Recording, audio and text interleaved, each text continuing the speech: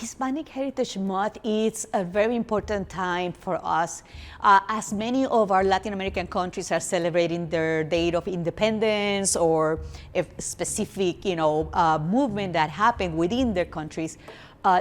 We here in the United States, we get to celebrate it together, and it is not about Mexicans, Puerto Ricans, Dominicans. No, it's all of us. So I think that we have Hispanic Heritage Month and we always include all the flags. That's because they all matter. They're all important. And we have a whole month to celebrate all of our culture and our history.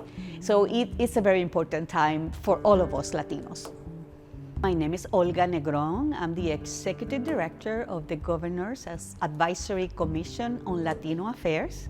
And I was born in Puerto Rico.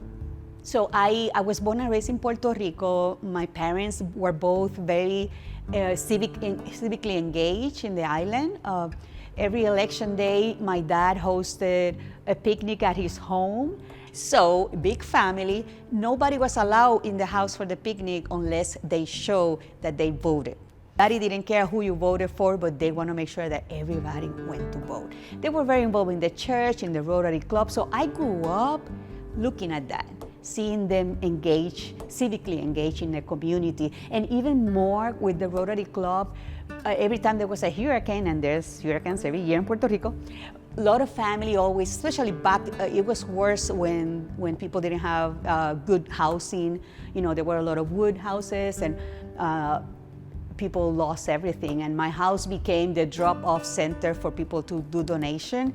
And as long as I was old enough to reach the table, I was helping folding clothes or packing food, and then taking them to the individuals that had lost everything. So, I grew up with the motto of Rotary Club, service above self. So to me, it's an obligation to do what I do, what I've been doing, because it's part of me, it's part of my DNA. I went to the community college in Tallahassee, Florida. I took intense ESL for a whole year until I was able to then speak and communicate in English, and went then to regular classes. I've always were looking for opportunities to help, because that's what I did back home. So I got engaged with the church, I got engaged with the Rotary Club. Then we moved to Austin, Texas, where I also enrolled in college, again trying to keep my school time. Graduated and came to Pennsylvania because I had already 2 sisters living in Bethlehem. Moved in, and I said, at that point of my life, I have never even seen snow. So I said, I don't know if I can do this, but I'll give it a try. And they were all saying, Puerto Rico is really hard right now. If you can handle staying in there, it will be better for the girls, for your kids. And as much as I wanted to go back home, the life of my children were a whole lot more important at that point. So I decided to stay. And that was 28 years ago. So that pretty much sums it up, I loved it. So I have now lived longer in Pennsylvania than what I lived in Puerto Rico. So Pennsylvania is my home. My first job was with the Head Start program, which is something that I was familiar with. I was a family advocate, and that kept me engaged with the community. After that, I did several other jobs with the city of Allentown. I worked for a state representative. So I was always involved in governmental structures of some sort. And the more and more I did that, the more I learned about the importance of representation and being part of. Especially because, unlike the way I was raised in Puerto Rico, where everybody around me looked and sounded like me, I was now at a different spot, right? There was not too many people that looked and sounded like me. Therefore, it was important for me. I felt an obligation to be part of, to be involved with. And that's what I did. I got to the point that a lot of people were telling me to run for city council, and I'm like, I don't know about that. And I had help. I was very involved with the political atmosphere in the Lehigh Valley and helped many candidates get elected. But I always saw that when non-Latinos were running for office, more non-Latinos went to vote and outvoted us, and we didn't make it in. So when people were telling me to run, I'm like, why am I going to run? I don't have a chance. I don't have a chance. But the support grew among so many people around me, non-Latinos, and I did it. And I won. And then I'm like, oh, what am I going to do now? So here, I'm a councilwoman. I was the first councilwoman, Latino councilwoman elected in the city of Bethlehem. And that is something that I'm very proud of, especially because I did this without sending one mailer out. It was just the result of the work that I've been doing within the community that got me there. So to me, again, it's part of what I've done in my community and how people really know who I am. So, but anyway, that really gave me the pulse of the community and got to learn more about my community, what it was and where it needed to be. I've been very involved with the Pennsylvania Latino Convention, which is something we've been doing for the last 8 years. And it was a work that was done mostly by GACLA, the commission that I'm holding now.